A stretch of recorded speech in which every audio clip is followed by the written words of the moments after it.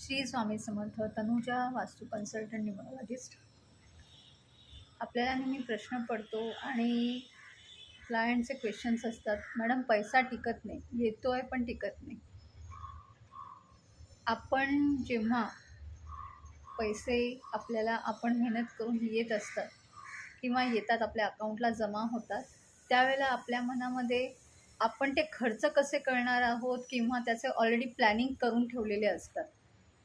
समजा माझ्या अकाउंटला समजा आज मला 50,000 आले, तर त्याच्या अगोदरच आपले प्लॅनिंग ठरलेले असतात. EMI जायचं आहे, हा खर्च आहे, बिलं द्यायची आहेत.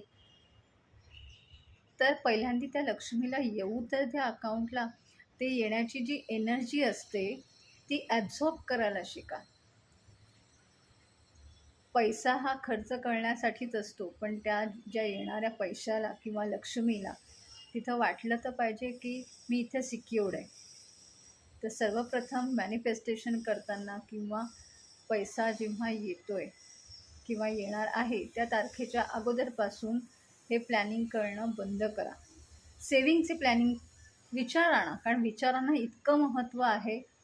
उदाहरण देते, कोणी पाहुणा आपल्या दारात आला किंवा आपल्याला विचारलं की आम्ही उद्या येणार आहोत, तर आपण त्याला विचारलं की तुम्ही कधी जाणार आहात, चहा घेऊन निघणार आहात का जेवून निघणार आहात, तो परत येईल का आपल्याकडे. तर हेच विचार आहे, जेव्हा आपण मनापासून काम करतोय, मेहनत घेतोय, तर आपला विचार जो आहे, विचार करण्याची पद्धत जी आहे थोडी बदलायला हवी. पैसा आपोआप टिकणार आणि ती लक्ष्मी स्थिरावणार.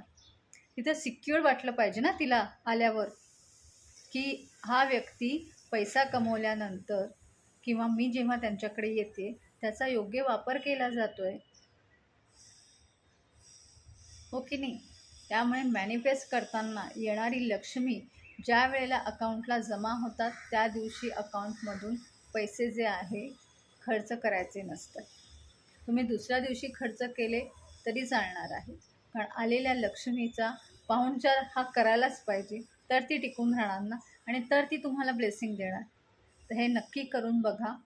आपले विचार जे आहे पैशाला घेऊन नेहमी पॉझिटिव्ह असले पाहिजे, योग्य ठिकाणी त्याचा वापर झाला पाहिजे आणि मुख्यत्वे करून योग्य ठिकाणून आले पाहिजे.